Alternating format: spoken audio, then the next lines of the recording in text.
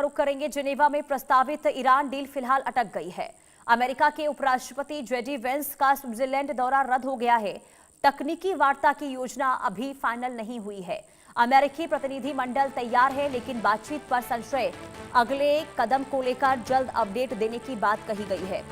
ये बड़ी खबर। अमेरिका के उपराष्ट्रपति जेडी वेंस ने अपना प्रस्तावित स्विट्जरलैंड दौरा फिलहाल के लिए रद्द कर दिया है। उनके प्रवक्ता के मुताबिक आगामी तकनीकी वार्ताओं की योजना अभी तक अंतिम रूप नहीं ले पाई है, जिसके चलते यात्रा स्थगित की गई है। वहीं बयान में यह भी कहा गया है कि अमेरिकी प्रतिनिधि मंडल जरूरत पड़ने पर तुरंत रवाना होने के लिए तैयार हैं, लेकिन बातचीत की प्रक्रिया और लॉजिस्टिक्स हमेशा से जटिल और अनिश्चित रहे हैं। फिलहाल वेंस आज रात रवाना नहीं होंगे। अमेरिकी प्रशासन ने यह कहा है कि वार्ता और अगले कदम को लेकर जैसे ही कोई ठोस अपडेट मिलेगा उसे सार्वजनिक किया जाएगा। तो कल एमओयू पर हस्ताक्षर हुए थे ईरान और अमेरिका के बीच में, और आज फाइनल समझौते को लेकर अमेरिकी प्रतिनिधिमंडल और ईरान के प्रतिनिधिमंडल की मुलाकात होने वाली थी। फाइनल समझौता होने वाला था, लेकिन अब जो जानकारी सामने आ रही है कि जिनेवा में जो प्रस्तावित ईरान डील होने वाली थी फिलहाल वो अटक गई है। दरअसल अमेरिका के उपराष्ट्रपति जेडी वेंस का जो स्विट्जरलैंड दौरा था, क्योंकि स्विट्जरलैंड में ही ये प्रस्ताव जो है जिस पर समझौते होने थे वो रद्द हो गया है। तकनीकी वार्ता की योजना टल गई है, ये जानकारी दी गई है। अमेरिकी प्रतिनिधि मंडल तैयार है, लेकिन बातचीत पर अभी भी संशय बरकरार है, ये कहा गया है। अगले कदम को लेकर जल्द ही कोई अपडेट सामने आएगा, जिसके बाद आगे जानकारी देंगे कि आगे हो क्या सकता है। संवाददाता आदित्य वधावन तमाम जानकारी के साथ जुड़ चुके हैं। आदित्य, आज स्विट्जरलैंड में काफी अहम ये वार्ता होने वाली थी, समझौता होने वाला था, ये आखिर टल क्यों गई है? क्या वजह अब तक सामने आई?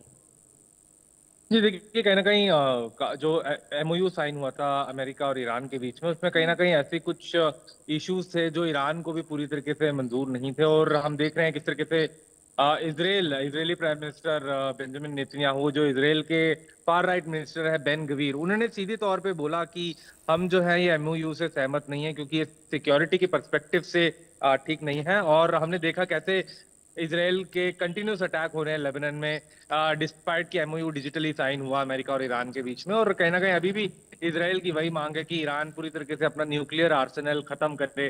कहीं ना कहीं अब यहाँ पर मतभेद होने की बात है, तो जेडी वैंस का जो स्विट्जरलैंड का जिनीवा में साइन जो होनी थी वो दौरा रद्द हुआ है। तो कहीं ना कहीं ये यही दिखलाता है कि मिडिल ईस्ट में कहीं ना कहीं जो ये डिसएग्रीमेंट की सिचुएशन है, ये टेंशन है, ये कंटिन्यू हो सकती है आने वाले कुछ टाइम में। क्योंकि एक तरफ ईरान ने भी इजरायल को चिताया है कि अगर वो लेबनान और हिजबुल्लाह पे लगातार हमले करता रहेगा तो उसका जवाब इजरायल को दिया जाएगा। तो कहीं ना कहीं अब बहुत ज्यादा मतभेद है, जो कंसर्न्ड कंट्रीज हैं, एक कॉमन पॉइंट ऑफ कंसेंसस नहीं आ रहा। तो अब देखने वाली बात रहेगी कि किस तरीके से यहाँ चीजें आगे बढ़ती हैं। और ऐसे में आदित्य, ये माना जाए कि भले ही 60 दिन को लेकर बातचीत का रास्ता साफ हो गया हो, समझौता हुआ हो कि हमले नहीं होंगे, लेकिन कई अभी ऐसे मुद्दे हैं जिसे लेकर अमेरिका और ईरान के बीच में तनाव अब भी बरकरार है। जी बिल्कुल, देखिए कई ऐसी बातें हैं, क्योंकि अभी हमने देखा कल ही डोनाल्ड ट्रंप की स्टेटमेंट आई, जिसमें कुछ ऐसी बात चल रही थी कि अमेरिका जो है ईरान को 300 मिलियन डॉलर देगा। और ट्रंप ने वो चीज़ फेक न्यूज़ कही, ऐसा कुछ भी नहीं होगा।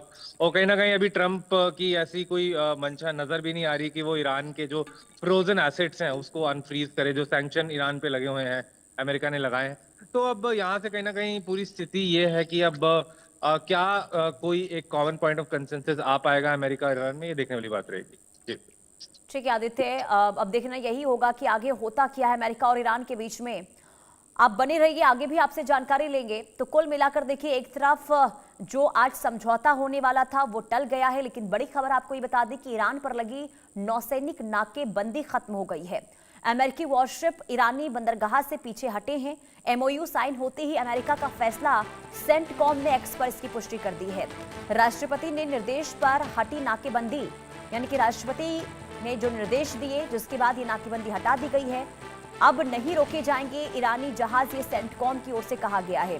ईरान के साथ एमओयू साइन होने के बाद अमेरिका ने ईरानी बंदरगाहों पर जो नाकेबंदी लगाई थी, नौसैनिकों की जो तैनाती की गई थी, उसे फिलहाल के लिए हटा दिया गया है। दोनों देशों के बीच समझौते पर हस्ताक्षर हुए और जिसके ठीक बाद ये कदम उठाया गया है।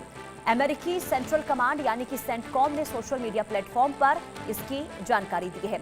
आदित्य, कितनी बड़ी राहत ये मानी जाए? समझौता हुआ, हस्ताक्षर एमओयू पर हुए और इसके बाद ये राहत देने वाली तस्वीर पूरी दुनिया के लिए कि जो नाकेबंदी अमेरिका की ओर से लगाई गई थी उसे हटा दिया गया है। जी बिल्कुल, देखिए बहुत काफी बड़ी ये खबर है पुनीता। अगर आप देखेंगे तो जो नाकाबंदी, जो ब्लॉकेड कर रखा था, यूएस नेवल ब्लॉकेड जो ईरान के स्टेट ऑफ हॉर्मूज के अराउंड में यूएस नेवी ने कर रखा था, उसको अब जो रोका है, तो कहीं ना कहीं जो ट्रांजिट है, फ्री ट्रांजिट दोबारा से शुरू होगा स्टेट ऑफ हॉर्मूज से। हालांकि कुछ ऐसी रिपोर्ट्स आ रही हैं कि जो ईरान ने माइंस लगाई थी स्टेट ऑफ हॉर्मूज में, उसको क्लियर करने में 1-2 महीने लगेंगे। पूरी तरीके से जो मैरीटाइम ट्रैफिक है स्टेट ऑफ हॉर्मूज में, उसमें 2-3 महीने तक लग जाएगा पूरी तरीके से नॉर्मलाइज होने के लिए। लेकिन यहाँ ये काफी बड़ी डेवलपमेंट है और अब देखने वाली बात रहेगी कि कब तक ये चीजें जो है आगे बढ़ती हैं। काफी, हालांकि एक बहुत मेजर डेवलपमेंट है कि नाकेबंदी हटाई है सेंटकॉम ने ट्वीट में। सेंट्रल कमांड जो है, यूएस सेंट्रल कमांड, उन्होंने बोला है कि हमने ईरान के अब जो जहाज है वो रोके नहीं जाएंगे। लेकिन कहीं ना कहीं फिर भी मतभेद काफी चीज, अगर हम सबसे बड़ी बात करें न्यूक्लियर प्रोग्राम पर, तो उसमें कहीं ना कहीं अमेरिका चाहता है ईरान को पूरी तरीके से दबाना कि वो अपना पूरा न्यूक्लियर आर्सेनल जो है खत्म करे। तो उसी के चलते अब देखने वाली बात रहेगी कि यहाँ से कैसे चीजें आगे बढ़ती हैं। बिल्कुल, और यही देखना होगा कि क्या ये जो तल्खी है, जो कई मुद्दों को लेकर पेच अभी भी माना जा रहा है कि फंसा हुआ है, जिस वजह से आज जो समझौता होने वाला था वो टाल दिया गया है, यानी कि आगे अमेरिका और ईरान के बीच होता क्या है, इस पर एक बार फिर सबकी नजरें टिक गई हैं। बहुत शुक्रिया।